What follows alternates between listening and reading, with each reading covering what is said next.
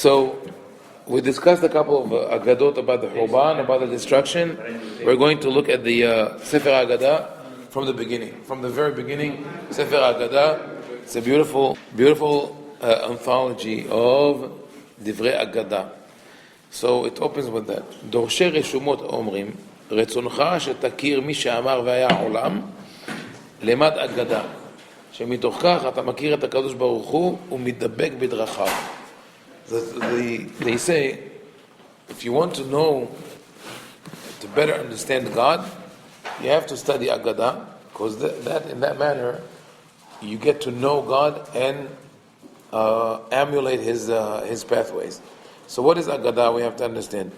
People today very commonly speak, they mention the word Midrash. Midrash is what originally was called Aggadah, and now it's overlapping the term. It means the non-legal parts of rabbinic literature. I mean, everything that was written after the Torah until maybe the end of the first millennium, the Mishnah, the Talmud, the Midrash Halacha, we have works of the Geonim, a lot of material was written. Some of it deals with Halacha, what is the law, what is the interpretation of the law, and all the rest is called Aggadah. And in Aggadah you have poetry, allegories, metaphors, stories, a lot of material. This material can be divided into mainly three categories. One category is interpretation of the Torah, which is not binding. Even though when you look at commentaries, like you read Rashi or other commentaries, you think this is the commentary on the Torah. This is only one opinion. Everything that is written in the Aggadah material is an opinion on how to interpret the Psukim. That's one part of it. The other main part is moral or ethical messages. The rabbis were teaching through the Midrash or through the Aggadah, were teaching people how to behave, what to believe in, etc. And finally, you have a category which is called the biographic Aggadah, which is the life stories of the rabbis after the Churban. So they said, Dorshei Reshumot, those who seek the meaning of the text, meaning the scholars, say in order to really understand God, you have to study Aggadah. It's interesting because if a lot of people think that Judaism is all about halakha, it's all about observance. Those rabbis say if you don't read the whole story, you cannot observe halakha correctly. So, for example, if recall the first commentary on Rashi on the Torah, the pasuk Bereshit bara Elohim et hashamayim et haaretz, Rashi brings this pasuk. He says, Amar Rabbi Yitzchak, lo haya tzarich להתחיל את התורה אלא מהחודש הזה לכם. The Torah should have started on chapter 12 of Shemot, that says, החודש הזה לכם ראש חודשים, שהיא מצווה ראשונה שנצטוו בבני ישראל, because this is the first mitzvah that was given to the nation as a whole. And even though Rashi answers the question, but the whole concept of the Torah is all about halakha, it's all about the law. This is something that remained, I would say, launched very strongly in the mentality of some people, especially in the Ashkenazi school of thought. And in the Ashkenazi school of thought, it's also split between the Hasidic and the Lithuanians. And the Lithuanians are more of the opinion of the world of Judaism is only halakha. And if you want to think about theology and philosophy, you also have to define it as halakha. The other school of thought that is mentioned here is that you have to look at the whole story, meaning we would not be able to be observant Jews and fully understand our religion without knowing the stories of Abraham, Yitzhak, Yaakov, Yosef and his brothers, the personal stories of Moshe, because they give us the full spectrum, a man of who they are, not just by what you observe, but who you are as a person. So from all these intricate stories and the way they are interpreted, you understand the full scope of Torah mitzvot. For example, is there a halakha that will dictate what to do when a husband and wife are fighting? There's no halakha. I mean, you could look into the Shulchan Aruch. You maybe say, Shulchan Aruch says you have to be respectful to each other. But what do you do in every given moment, in every given turn of the argument, it doesn't say. But the Torah tells us stories. So it tells us the story of Abraham and Sarah. Abraham and Sarah have a dispute because Abraham brought Hagar into his tent, of course, urged by Sarah, in order to have a child. But then something is happening there. Hagar is disrespecting Sarah. Abraham doesn't pay attention. Sarah gets upset. She tells him, it's your fault. He says, what do you want from me? And so on and so forth. Rachel comes to Yaakov and says, Hava li banim v'im ayin meta anochi. Give me children or I will die. Yaakov says, Atachat Elohim anochi asher mana' mimech peribaten. Am I God? God is the one who prevented you from having children. It's an interesting story. What is happening there? The Midrash, the Aggadah, comes in, it says, listen carefully to what Yaakov says and what Rachel hears. He is frustrated because he cannot solve her problem. He says, I'm not God, I cannot do anything. What she hears is, God prevented you from having children.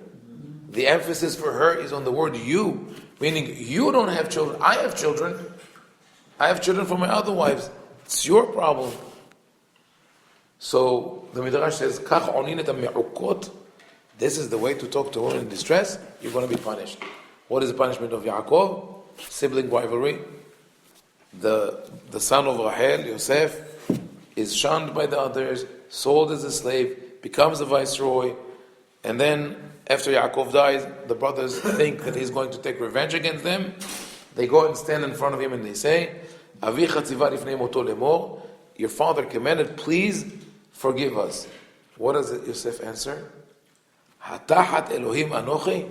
Am I God? The same words that Yaakov told Rachel, right? I'm not God, I cannot give you children. Yosef tells his brothers, I'm not God, I cannot punish you. Meaning there's like a measure for measure, everything what God comes about, it comes back to them. But what the rabbis did with this brilliant interpretation, they tell us this is how communication between a husband and wife works. It's alluded to in the Torah, and the rabbis open it for us. They say, it's a common problem in discussions between men and women, where men want to offer a solution, and women seek empathy. It's very, very common. There's a brilliant book by a psychologist who started as someone who studies the patterns of communication. Her name is Deborah Tennant. A book called You Just Don't Understand. And she describes how men and women do not understand each other, but more the men do not understand women. And she says that one of the problems is that whenever men are confronted with a problem, they think they have to offer a solution. And if they cannot offer a solution, they get frustrated. Women would present the problem to their husbands or to their men, not always to get a solution. In some cases, yes, they want a solution, but sometimes it's just to get empathy. So they want the men to identify with them. So in this case, for example, Rachel comes to Yaakov. She says, give me children or I'll die. She already has the solution. She already thought it over. She contemplated it. She decided to offer her maid to Rachel, right? To Yaakov. She already had that. What she wanted to hear from him first is, I understand, I know how you feel, I commiserate with you. He didn't do that. This is just one example. There are many, thousands of examples like that when you look at the full body of the Torah literature. If you only go with halakha, what would halakha say? If a woman comes to her husband and she says, I'm very upset, right? Then he has one of two options. Some say he should listen to her. Some say he should leave the house, the door, go get coffee, relax, and then come back and talk to her. You cannot legislate that. Those are things that come through the story. So Chachamim say, "Retzoncha shetakir et mi she'amar v'haya olam lemad Aggadah." The way to know God is through the Aggadah, through the non-legal parts, because that's the part of the story that sheds light on halakha itself. Then they also say the following. This is in Shir Hashirim Rabbah. Al yehi hamashal hazeh kal be'einecha, she'al yedei hamashal adam yachol la'amod al divrei Torah. So some people think that parables or allegories are silly. When you make a mashal, it's silly. Why do you come with mishalim, with parables? Tell me directly, what is it that you want to say? There was a famous rabbi who used to say parables. His name was Rabbi Kranz, but he's better known as Magid Midubna, the storyteller of Dubna. And he used to travel from place to place, and give sermons and tell stories, and his stories were always on target. Always that when you hear his parable, it solves for you the problem. And this is true. Whenever you try to explain something, sometimes you cannot explain it as is. You need to use a parable. So someone once asked him. He said, "How do you have the perfect parable for every question? When people ask you a question, you come with a parable. How do you do that?" So he answered with a parable. Mashal. So it's a famous one. He said there was a nobleman who was a marksman. He used to practice archery all day long, and there was no one who could beat him. So he would travel from place to place trying to find worthy opponents. So he would come and declare, so and so is coming to town. Anyone who knows anything about marksmanship, please come for a pub. And he would beat all of them. One day he rides with his entourage into a small village, and he sees that all over trees and walls there are bullseye drawn, and they're all like, you see the hole smack in the middle, but really the middle of the middle. There's no way that, and this seems like a worthy opponent.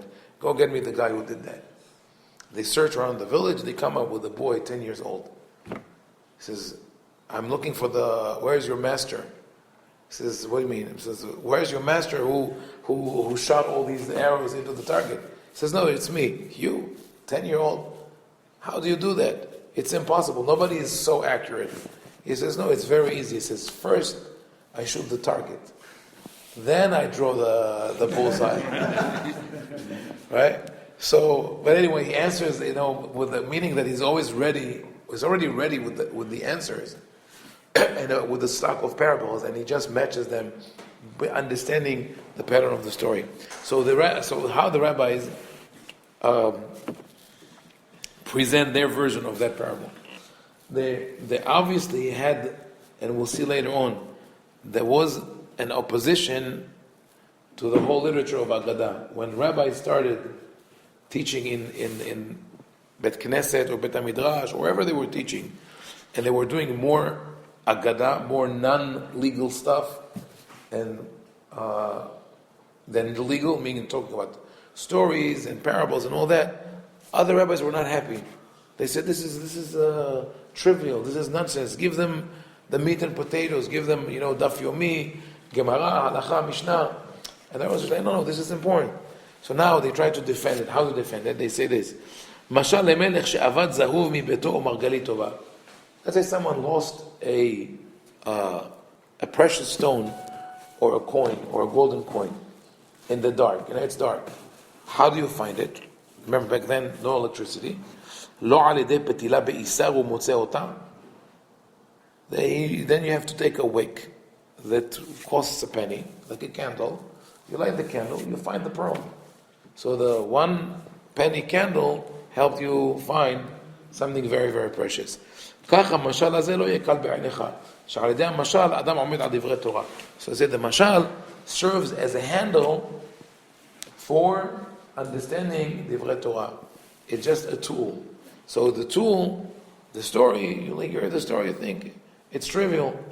But when you realize that the story led you into a deeper understanding, like I just said now, the story, the exchange between Yaakov and Rachel, you could think is trivial, but really it's a parable, it's a mashal, it's a symbol to all relationships between men and women, or interactions between humans in general, how we have to be sensitive. So this is one small insight, or what we think is a trivial conversation is really a handle to pick up something much, much larger. And the mashal itself is very interesting. Why? Because the Rabbi say you lost the pearl. You find it through using a wick, right? Pitila. But the truth is you can't find the pearl with a wick or with a candle, right? Now you have a candle. How do you use it to find what? You have to right. You have to light it. Lighting the candle is what we call creativity. It's thinking out of the box. We think and now we take it for granted. But this is the symbol, is that maybe the epitome of human inventiveness when we think of is the invention of fire. This is what pierces the darkness. Yeah, it pierces the darkness, but it allows also to create technology. And that's why later on, maybe we'll get to this midrash.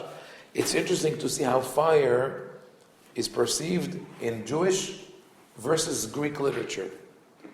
Because they really represent the different theologies. In Greek literature, Greek mythology, you know how humans acquired fire? How did it get to humans? It was stolen by Prometheus. Prometheus is this mythical hero who was half god, half, I think it was a demigod, who was half god, half human, and he ascends to Olympus where the gods live, and he steals the fire from them, and he brings it down to humans, and as a punishment, he's tied to a rock where the eagles eat out his liver every day, and it regenerates. So, this is a crazy story, right? But symbolically, what it means. Right, of course, it's good for a comic book. And there is comic books on that topic. But what is the gist of the story? The gods and humans are at odds. There's a competition. The gods want to control the world. The humans are wresting it from them by stealing fire. With fire, they make weapons, they create technology and all that. But the person who did that is punished by the gods. This is the Greek mythology. Jewish tradition, which is midrashic, not in the Torah. The Torah says that the midrash says that after Adam was driven away from Gan Eden, he was sitting in the dark and concerned. So God put in his mind the idea, light bulbs, that what? Take two flintstones and hit them with each other. Zimen lo shnei re'afin v'yikishan ze b'zeh v'yatza'ur. God plants the idea in man's mind. Go on with this, try to create something. You create fire, the spark, light, and technology, and everything ensues from that. So it's the exact opposite. In our literature, it's God who gives the gift of fire to humans, and with its creativity. So, and this is how we really emulate God, because just as God is creative and He is the creator, we are creative in everything we do. So Hachamim, here we're very creative with the mashal. They say, the mashal is, you take something trivial like the wick that costs a penny, and you use it to find a pearl. But you need something of your own to invest in it, and that is your creativity and free thinking. In this case, is lighting the wick to find the pearl, and we'll see later on how really, through the Aggadot, we could find many pearls of wisdom. Baruch Adonai, Le'olam, Amen ve'amen.